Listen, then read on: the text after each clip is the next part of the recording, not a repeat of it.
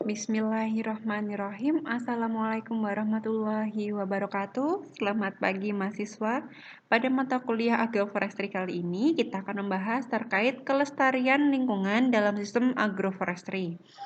Sebelum memulai acara pada hari ini, berdoa menurut agama dan kepercayaan masing-masing. Berdoa dimulai. Berdoa selesai. Baik, Ibu akan mengingatkan lagi terkait agroforestry. Agroforestry apabila dilihat dari sudut filosofinya adalah sistem yang dapat mempertahankan ekosistem dan lingkungannya. Pada pelaksanaan agroforestry pada suatu wilayah tertentu baik di hulu ataupun di hilir, di pegunungan ataupun dataran, umumnya bertujuan utama untuk meningkatkan potensi sekaligus memperbaiki kondisi yang terkait dengan aspek ekologi dan juga sosial ekonomi. Nah, di sini ada dasar pemikiran biologis terkait agroforestry, yaitu meliputi semua keuntungan yang akan diperoleh dengan adanya unsur pohon terhadap tanah dan lingkungan, seperti siklus hara yang efisien dan tertutup. Lalu ada pengendalian aliran permukaan dan juga erosi tanah, pengaturan iklim mikro, dan memperbaiki kondisi fisik tanah. Selanjutnya yang kedua ada dasar pemikiran sosial ekonomi agroforestry, yaitu memperkuat nilai potensi agroforestry karena petani miskin di negara yang sedang berkembang telah dipacu untuk memanfaatkan bahan pangan dengan sistem pengolahan lahan sehingga tidak banyak menyebabkan bencana terhadap lingkungan seperti pada pengundulan hutan, penurunan kesuburan tanah, banjir, dan juga kekeringan yang lama. Wanatani atau agroforestry cenderung melindungi tanah dari kerusakan erosi. Berkenaan dengan hal tersebut, sedikit saja tanah yang rusak akibat pengolahan yang dalam. Nah, kelengasan tanah dipertahankan dengan menggunakan mulsa dan juga tanaman penutup tanah. Semua itu hanya mungkin dilakukan di kebun atau pekarangan, akan tetapi kurang berfungsi di sawah atau di ladang. Petani diberikan alternatif menggunakan sistem pengolahan lahan yang memadukan sistem kehutanan, pertanian, peternakan untuk mendapatkan bahan pangan, kayu bakar, pakan ternak, bahan kayu, bangunan tanpa akan merusak ekosistem dan lingkungan. Nah, di bawah ini ada gambar terkait konsep agroforestry untuk lahan marginal. Jadi di situ ada strata tajuknya, ada pohon kayu yang tinggi, ada pohon buah, lalu ada misalnya pisang-pisangan, dan juga tanaman semusim yang bisa ditanam pada lahan yang marginal. Jadi mereka akan bercampur begitu ya. Sehingga ketika hujan turun, itu dapat mencegah adanya aliran runoff dan bisa memupuk unsur hara dan lain sebagainya. Ya, selanjutnya Ibu akan membahas terkait pemulihan lahan. Pemulihan lahan adalah usaha mencegah dan memulihkan lahan kritis secara umum ada dua macam. Yang pertama, secara agronomis, yakni meliputi A. Penanaman menurut kontur atau contouring farming, yaitu penanaman yang diatur mengikuti garis kontur lereng dengan arah melingkari bukit. Yang B. Penanaman pagar hidup mengikuti kontur atau contouring hedge, yaitu penanaman tanaman yang dengan akarnya dapat menekan dan menyimpan air di dalam tanah. Selanjutnya yang C, pembuatan tanggul dan garis tansis, yakni kontur atau contour banks dan ridge, yaitu cara yang digunakan untuk lahan pertanian yang relatif lebih datar dan sedikit miring. Yang D, pergiliran tanaman dan tumpang sari atau crop rotation mixing cropping dengan jenis tanam, yaitu langsung dapat mengikat nitrogen dari udara secara langsung dengan bintil akar dan dapat menyuburkan tanah. Dengan sistem ini terputus juga siklus hama dan penyakit. Yang E, penggunaan tanaman penutup tanah atau ground covering. Dapat berupa rumput, legum, atau tanaman lainnya. Yang F, pemakaian mulsa atau mulching, yaitu suatu penutup tanah dari sisa-sisa tanaman. Yang G, penghijauan area kosong atau area sowing, yaitu penanaman setiap jengkal lahan dengan tanaman utama untuk pakan ternak. Yang H, pengolahan tanah minimum, yaitu minimum tillage, yaitu pertanian yang dikelola secara alami tanpa menggunakan pupuk buatan maupun obat-obatan. Pada gambar berikut ini merupakan beberapa aplikasi pada pemulihan lahan secara agronomis seperti pada gambar yang paling kiri, yakni penanaman yang diatur mengikuti garis kontur lereng dengan arah melingkari bukit ya, yakni searah dengan arah konturnya dengan menanam tanaman penguat dan juga ada ditambah dengan gulu dan batu.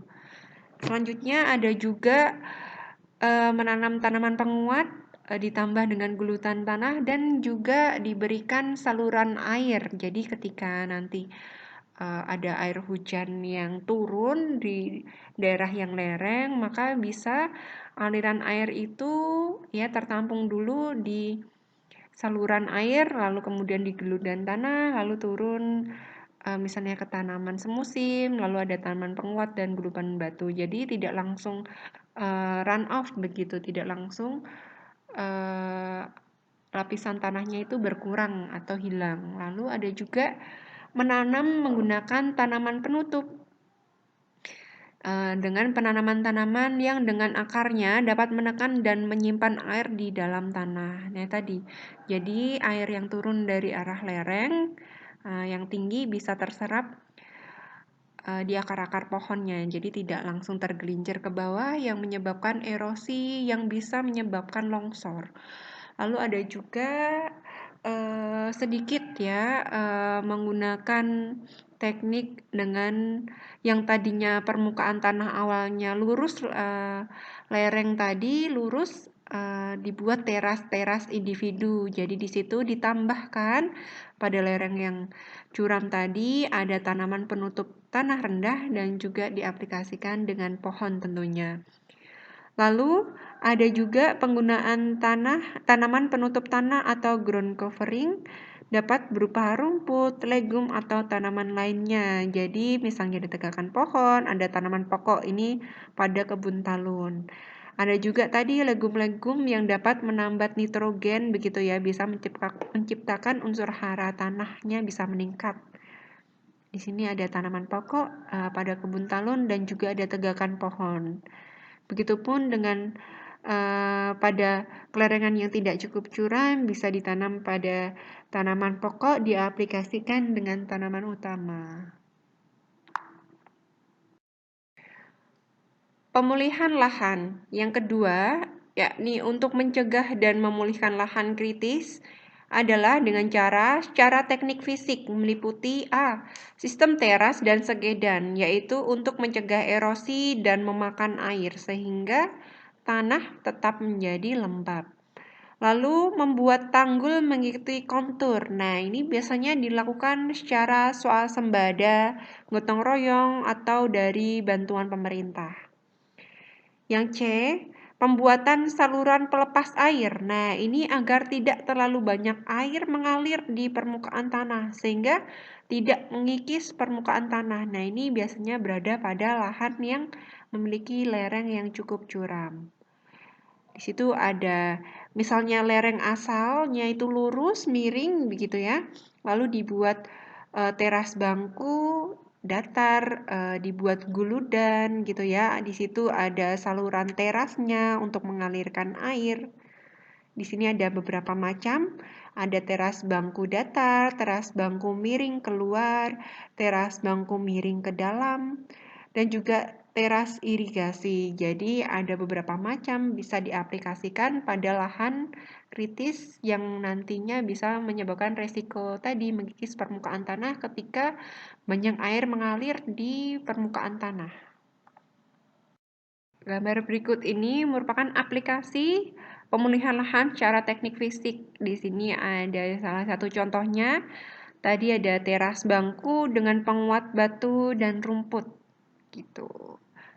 Di sini juga sudah ada beberapa contohnya teras bangku datar, teras bangku miring keluar, teras bangku miring ke dalam, dan juga teras irigasi. Jadi bisa memakai berbagai macam pemulihan ya, ini biasanya pada tanah-tanah yang memiliki kelerengan yang cukup curam. Selanjutnya, fungsi perlindungan alam. Nah, hal-hal yang harus diperhatikan dalam memberikan masukan ke dalam lahan. Yang pertama, harus mudah terdekomposisi. Yang kedua, semua input harus terdegradasi menjadi karbon dioksida dan H2O atau bentuk mineral. Lalu senyawa alami yang digunakan sebagai input tidak bersifat toksik atau racun. Yang keempat, jenis masukan kimia buatan manusia tidak mengandung bahan yang membahayakan. Yang kelima, masukan mineral sedapat mungkin mengandung sedikit logam berat. Nah, mineral kuprum mendapat perkecualian karena sudah dikenal lama dan secara tradisional digunakan dalam pertanian organik. Yang keenam, kesehatan manusia, yaitu masukan yang diberikan jangan sampai mengganggu kesehatan manusia. Fungsi perlindungan alam. Masukan yang diberikan tidak boleh meracuni atau meninggalkan dampak negatif terhadap lingkungan, tidak menimbulkan polusi terhadap air permukaan dan juga air tanah, udara, dan juga tanah. Semua tahapan dalam pengolahan, penggunaan, dan perombakan harus dievaluasi. Berdasarkan teori ekosistem, bahwa sistem wanatani atau agroforestry ini cenderung mendorong fungsi perlindungan terhadap kesuburan tanah dan stabilitas hutan daripada sistem konvensional, terutama ditinjau dari gatra. Yang pertama, keanekaragaman biota tanah. Yang kedua, kehidupan mikroorganisme yang hidup bersimbiosis atau mikoriza. Yang ketiga, meningkatkan jenis antropoda yang mampu mengatur keseimbangan fauna tanah sehingga dapat menguntungkan kehidupan di dalam tanah. Yang keempat, meningkatkan efisiensi energi di dalam tanah. Yang kelima, struktur tanah jadi lebih baik. Dan yang keenam, meningkatnya efisiensi hara dan energi keseluruhan agroekosistem yang dikelola secara organik. Pemupukan pada lahan. Pupuk merupakan suatu bahan yang ditambahkan ke dalam tanah untuk menyediakan unsur hara yang penting bagi pertumbuhan tanaman. Pupuk juga dapat didefinisikan sebagai suatu material yang ditambahkan pada media tanam atau tanaman untuk mencukupi kebutuhan hara yang diperlukan tanaman sehingga mampu berproduksi dengan baik. Ini menurut Anon 2017. Berikut merupakan macam-macam pupuk. Yang pertama ada pupuk kimia. Pupuk kimia seperti namanya adalah pupuk yang dibuat secara kimia atau juga sering disebut dengan pupuk buatan. Nah, pupuk kimia ini bisa dibedakan menjadi pupuk kimia tunggal dan pupuk kimia majemuk. Pada pupuk kimia tunggal hanya memiliki satu macam hara, sedangkan pupuk kimia majemuk memiliki kandungan hara yang lengkap. Pupuk kimia yang sering digunakan antara lain urea dan ZA untuk hara N, lalu pupuk TSP, DSP, dan SP26 ini untuk hara P, dan KCl dan MOP untuk hara K. Sedangkan pupuk majemuk biasanya dibuat dengan mencampurkan pupuk-pupuk tunggal. Nah, komposisi haranya bermacam-macam, tergantung produsen dan komoditasnya. Yang kedua ada pupuk organik. Pupuk organik seperti namanya pupuk yang dibuat dari bahan-bahan organik atau alami. Bahan-bahan yang termasuk pupuk organik antara lain adalah pupuk kandang, kompos, cacing, gambut, rumput laut, dan guano. Berdasarkan bentuknya, pupuk organik dapat dikelompokkan menjadi pupuk organik padat dan pupuk organik cair. Beberapa orang juga mengelompokkan pupuk-pupuk yang ditambang seperti dolomit, fosfat alam, kiserit, dan juga abu. Ya ini abu itu memiliki kaya atas K ke dalam golongan pupuk organik. Beberapa pupuk organik yang diolah di pabrik, misalnya tepung darat, tepung tulang, dan tepung ikan. Pupuk organik cair antara lain adalah kompos teh, ekstrak tumbuh-tumbuhan, cairan fermentasi limbah cair peternakan, fermentasi tumbuh-tumbuhan, dan lain-lain. Nah, pada pupuk organik ini memiliki kandungan hara yang lengkap. Bahkan di dalam pupuk organik juga terdapat senyawa-senyawa organik lain yang bermanfaat bagi tanaman seperti asam humik, asam sulfat, dan senyawa-senyawa organik lain. Yang ketiga adalah pupuk hayati. Nama keren pupuk hayati adalah biofertilizer. Ada juga yang menyebutnya pupuk bio. Apapun namanya, pupuk hayati bisa diartikan sebagai pupuk yang hidup. Nah, pada pupuk hayati ini tidak mengandung NPK. Kandungan pupuk hayati adalah mikroorganisme yang memiliki peran positif bagi tanaman. Kelompok mikroba yang sering digunakan adalah mikroba-mikroba yang menambat N dari udara, mikroba yang melarutkan hara terutama P dan K, dan mikroba-mikroba yang merangsang pertumbuhan tanaman. Pengaruh pupuk kandang terhadap kelestarian lingkungan. Hasil penelitian Marshall 1977 menunjukkan bahwa pupuk kandang pada umumnya meningkatkan populasi fauna karena pemberian pupuk kandang berarti memasukkan mikroorganisme yang tidak biasanya terdapat dalam tanah, penambahan pasokan makanan, dan meningkatkan kapasitas menahan air. Pupuk kandang dapat meningkatkan aktivitas biologi, mengubah nisbah karbon dan nitrogen, serta pH tanah. Pupuk kandang unggas ternyata beracun bagi sejumlah nematoda yang hidup sebagai parasit pada tanaman, dapat mengurangi serangan nematoda. Sangat berpotensi mengendalikan nematoda pengait akar pada tanaman pangan seperti tomat. Pupuk kandang dapat mengendalikan organisme yang berpotensi sebagai pes dan juga patogen. Di sisi lain, menurut penelitian, pupuk-pupuk kandang pada tanah basah dapat menyebabkan kerusakan struktur tanah pada pemberian tinja babi 250 meter kubik per hektar per tahun selama 8 tahun.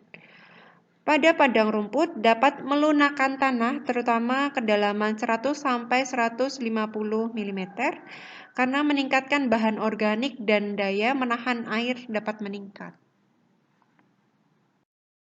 Selanjutnya, pengaruh pupuk kandang terhadap kelestarian lingkungan. Pada pemberian pupuk kandang dalam jumlah besar dapat menyebabkan akumulasi unsur hara dalam tanah dan penyerapan yang berlebihan oleh tanaman. Di sini ada dua, ketika nitrogen berlebihan. Nitrogen yang berlebihan dalam tanaman dapat menyebabkan terhentinya pertumbuhan pada tanaman biji-bijian dan kualitas yang jelek pada tanaman sayur-sayuran. Pada rerumputan dan tanaman pangan hijauan, nitrat dapat berakumulasi sampai kadar yang dapat meracuni hewan gembalaan. Yang kedua, kalium berlebihan. Terlalu banyak mineral kalium atau K pada padang rumput dapat menyebabkan defisiensi mineral Mg sehingga dapat menimbulkan hipomagnesaemia pada sapi.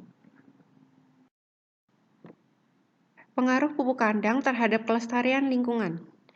Tinja ayam mendorong terjadinya busuk batang pada jagung yang disebabkan oleh Macropomina passeolina.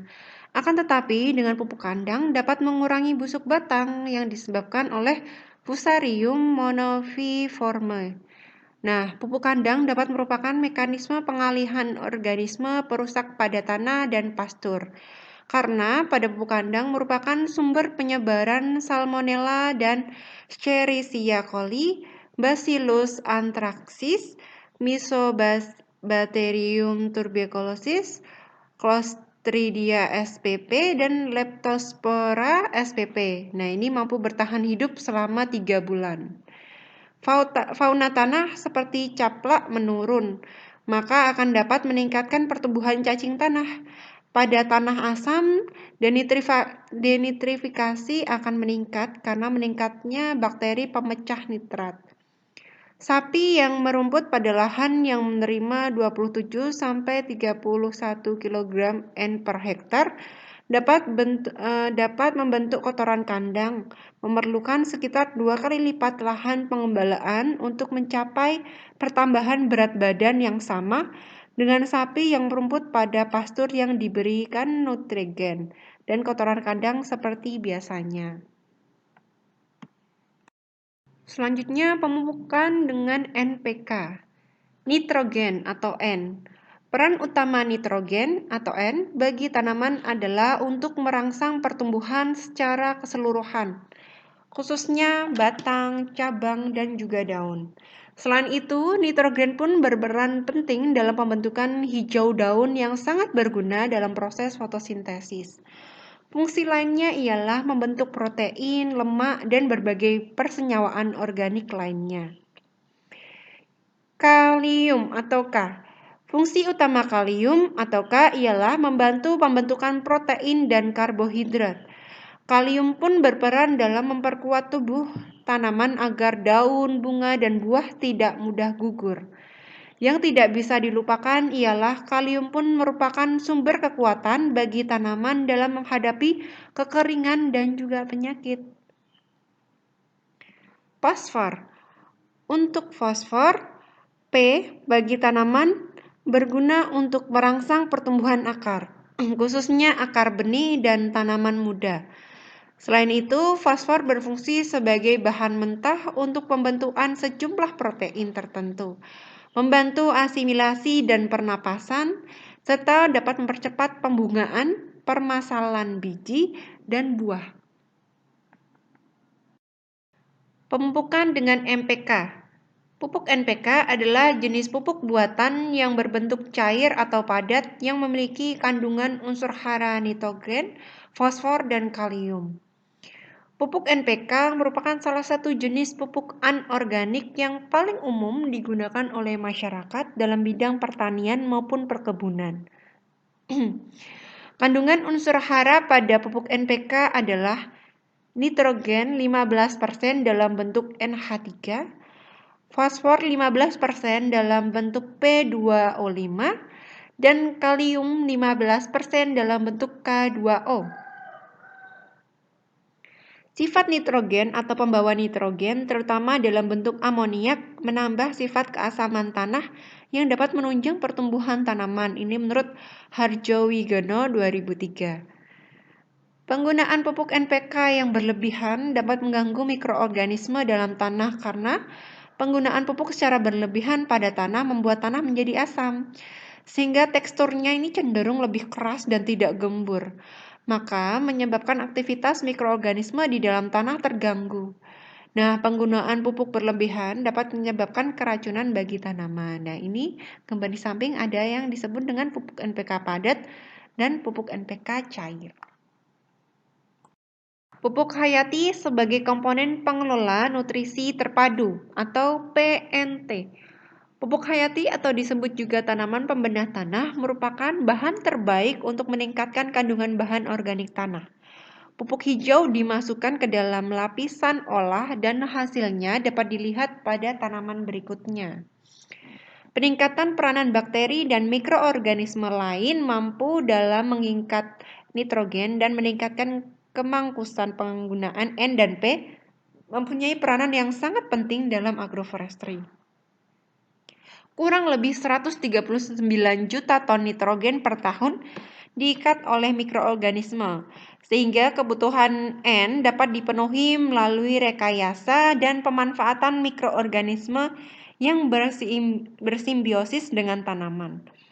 Adapun sumber mikroorganisme sebagai pupuk hayati adalah Rhizobium, Aspergillium, Azotobacter, dan Phosphobacteria. Nah, yang sebelah kanan ini ada gambar tentang contoh pupuk hayati. Ada di sini mereknya Biotech Organic Pupuk Hayati Cair Agricultural Growth Promoting Inoculant atau AGPI. Pupuk hayati sebagai komponen pengelola nutrisi terpadu atau PNT. Tanaman pupuk hijau merupakan sumber pupuk organik yang murah dan berperan dalam membangun dan mempertahankan kandungan bahan organik dan kesuburan tanah. Tanaman pupuk hijau dapat dipilah atas jenis pohon, tanaman penutup tanah, polong legum, rerumputan, gulma, paku-pakuan, dan alga. Setiap tahunnya pupuk hijau mampu memasok nitrogen sebanyak 30-60 kg. Nah, tanaman Pupuk hijau yang berakar dalam apabila dimasukkan dalam program pergiliran tanaman dapat membantu dalam menaikkan kembali hara yang telah terlindih ke lapisan di bawah permukaan. Dapat membantu daur ulang hara, khususnya pada awal musim penghujan. Nah, jenis tanaman legum penutup tanah seperti Centrosema, Purearia, dan Crotalaria mampu mengembangkan sistem perakaran yang dalam pada tanah bereaksi asam di wilayah tropika basah. Tanaman penutup tanah yang bertujuan untuk menekan pertumbuhan gulma menggunakan Pachycirrus erosus atau Musuna utilis. Legum penutup tanah. Legum adalah jenis tanaman hijau yang dapat digunakan sebagai sumber pakan hijauan ternak herbivora. Merupakan tanaman dikotil, umumnya mengandung protein yang tinggi dibandingkan dengan rumput. Daun tanaman legum mempunyai kandungan dinding sel sedikit yang merupakan jaringan mesofil yang tidak berlignin, sehingga proporsi tanaman legum ini dapat dicerna oleh hewan menjadi lebih banyak. Berikut ini beberapa contoh legum penutup tanah yang mungkin sering kalian lihat. Di sini ada Centrosema virginianum. Ada juga Pueraria phaseoloides. Lalu ada juga Crotalaria juncea. Berikut merupakan tumbuhan penutup tanah. Di sini ada contohnya Pachycirrus erosus dan Musuna utilis. Nah, tanaman penutup tanah ini bertujuan untuk menekan pertumbuhan gulma. Sistem penanaman tanaman pupuk hijau. Pada saat bero ditanami dengan tanaman pupuk hijau untuk mempercepat perbaikan kesuburan tanah. Nah, ini dibiarkan tumbuh selama semusim. Sistem lorong, yaitu tanaman jenis pohon atau semak, yakni legum atau semak, ditanam sebagai tanaman pagar yang secara periodik dipangkas. Hasil pemangkasan digunakan sebagai mulsa atau ditanam pada bidang olah yang ditanam dengan tanaman semusim. Memadukan legum pohon dengan tanaman perkebunan. Nah, tanaman legum ini contohnya Faidherbia albida, yakni diaplikasikan di Afrika dan Costa Rica. Ada juga Erythrina peopygiaceae di Asia.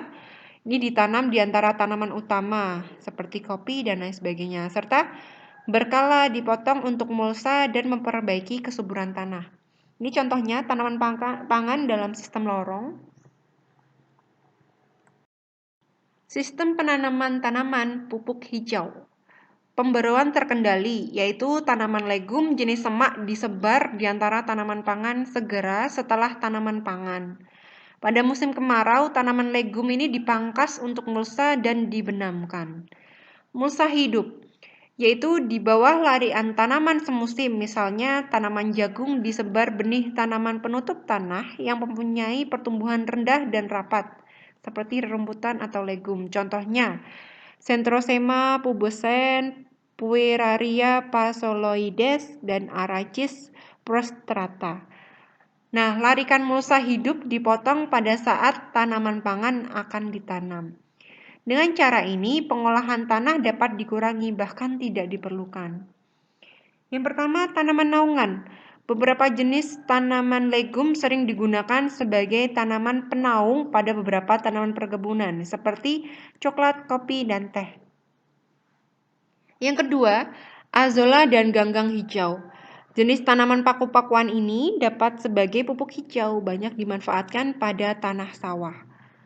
Lalu selanjutnya, penambangan hara dari bagian tanah di bawah permukaan dapat terjadi dengan cara melaksanakan pertanaman campuran antara hutan dengan padang rumput atau silvopastura, hutan tani atau agri-hortikultur. Seresah dedaunan yang berasal dari tanaman yang lebih tinggi menyebabkan terjadinya keseimbangan hara apabila digunakan sebagai mulsa atau dicampur langsung dengan tanah, lapisan olah. Prinsip dasar kelestarian lingkungan. Ada dua kriteria yang melandasi pertanian berwawasan lingkungan, yaitu tingkat keeratan sistem dan aras keragaman sistem. Ekosistem yang produktif dan stabil biasanya mempunyai daur ulang yang bersifat tertutup. Kelestarian agroforestry.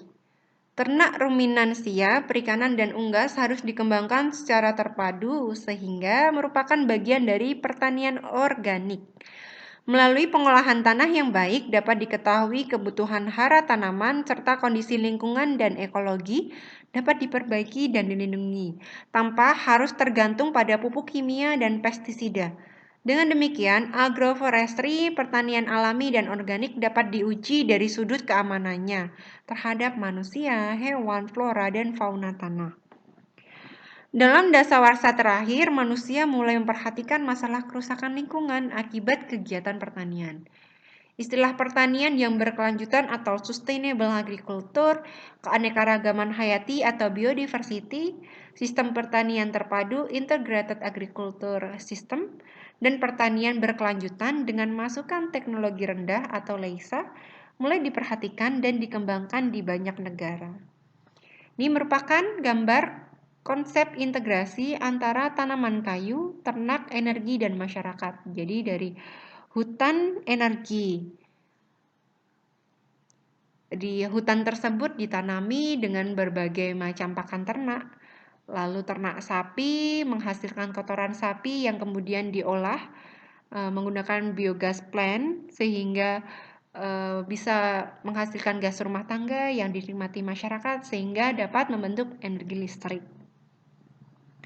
Hutan tersebut juga dapat menghasilkan perencaan begitu, menghasilkan kayu menjadi biomasa broad, lalu bisa juga menjadi seresahnya atau hasil dari kayu kenyal tersebut ya disebut wood chips plant, kemudian diolah menggunakan biomass gasification atau power plant sehingga menghasilkan listrik. LEISA. Konsep LEISA atau Low External Input for Sustainable Agriculture merupakan bentuk pertanian yang berupaya mengoptimalkan penggunaan sumber daya yang tersedia secara lokal dengan mengkombinasikan komponen yang berbeda dalam sistem lapang produksi seperti tanaman, hewan, air, iklim, dan manusianya sehingga komponen-komponen tersebut saling melengkapi dan memiliki pengaruh sinergik yang maksimal dalam sistem LEISA. Dengan demikian, resiko ekologik dari masukan eksternal yang tinggi dapat dihindari. LEISA merupakan teknologi berenergi rendah, bukan primitif, akan tetapi tetap menerapkan teknologi modern, termasuk benih hibrida berlabel, melaksanakan konservasi tanah dan air, serta pengolahan tanah yang berasaskan konservasi. Pelaksanaan teknologi LEISA melalui penggunaan bahan organik dan sistem penanaman polikultur diharapkan dapat mewujudkan sistem produksi tanaman pertanian yang berkelanjutan. Menurut Harwood, 1990 ada 3 kesepakatan yang harus dilaksanakan dalam pembangunan pertanian berkelanjutan atau wanatani, yaitu produksi pertanian harus ditingkatkan tetapi efisien dalam pemanfaatan sumber daya. Yang kedua, proses biologis harus dikontrol oleh sistem pertanian itu sendiri. Ini bukan tergantung pada masukan yang berasal dari luar pertanian. Yang ketiga, daur hara dalam sistem pertanian harus lebih ditingkatkan dan bersifat lebih tertutup. Berikut merupakan prinsip dasar pertanian berwawasan lingkungan, dicirikan dengan hal-hal berikut. Yang pertama, produktif dikontrol oleh keragaman sistem, memadukan tanaman pohon, pangan, pakan ternak, tanaman spesifik yang lain, bahan tercukupi secara swadaya dan memanfaatkan daur energi. Mempertahankan kesuburan tanah melalui prinsip daur ulang, menerapkan teknologi masukan rendah atau LEISA, produksi tinggi dan stabilitas pertanaman tinggi, mengolah tanah secara mekanik dari rendah sampai sedang, erosi dikontrol secara biologi, petak usaha tani dipisahkan menggunakan pagar hidup, menggunakan varietas yang tahan terhadap hama dan penyakit, menggunakan pertanaman campuran, tanaman toleran terhadap gulma, dan yang terakhir, target peningkatan produksi. Kelestarian agroforestry. Prinsip ekologi dalam menjaga kelestarian lingkungan yakni menyangkut kelestarian tanah, bentang alam atau landscape, dan kelestarian biota dapat dipilah-pilah sebagai berikut. Yang pertama, memperbaiki kondisi tanah sehingga menguntungkan pertumbuhan tanaman, terutama pengolahan bahan organik dan meningkatkan kehidupan biologi tanah. Kedua, optimalisasi ketersediaan dan keseimbangan daun hara melalui fiksasi nitrogen, penyerapan hara, penambahan dan daur pupuk dari luar usaha tani. Yang ketiga, membatasi kehilangan hasil panen akibat aliran panas, udara, dan air dengan cara mengelola iklim mikro, mengelola air, dan pencegahan erosi. Yang keempat, membatasi terjadinya kehilangan hasil panen akibat hama dan penyakit dengan melaksanakan usaha preventif melalui perlakuan yang aman. Yang kelima, pemanfaatan sumber genetik atau plasma nutfah yang saling mendukung dan bersifat sinergisme dengan cara mengkombinasi fungsi keragaman sistem pertanian terpadu. Assalamualaikum, kembali lagi bersama kami di channel Petani Wow. Kali ini kita akan membahas tentang agroforestry. Agroforestry adalah metode budidaya pertanian yang menggabungkan pertanian dengan kehutanan. Sesuai dengan asal katanya, agro berarti pertanian dan forestry yang berarti hutan. Atau biasa juga disebut dengan wana tani. Wana berarti hutan dan tani berarti tani. Nah, agar mudah dalam penyebutan, kami beri nama kebun percobaan kami ini dengan nama Watani. Di kebun ini kami berusaha membudidayakan tanaman tanpa harus menghilangkan fungsi hutan. Seperti yang kita ketahui, ciri khas dari hutan adalah adanya keragaman hayati. Sehingga setiap organisme punya peran masing-masing, sehingga saling melengkapi dalam satu ekosistem. Dan itu sebabnya tanah hutan bisa sangat subur tanpa dipupuk dan tanpa dirawat oleh manusia. Di sistem agroforestry ini, tanaman utama yang kami tanam adalah tanaman lada. Sedangkan tanaman lainnya yang kami tanam banyak jenis dan fungsinya. Ada yang berfungsi sebagai penghasil buah, penghasil biomasa, penutup tanah, dan lain sebagainya. Dalam sistem ini, kami tidak menggunakan traktor dalam mengolah tanah. Rumput dicabut atau dipotong tanpa disemprot herbisida.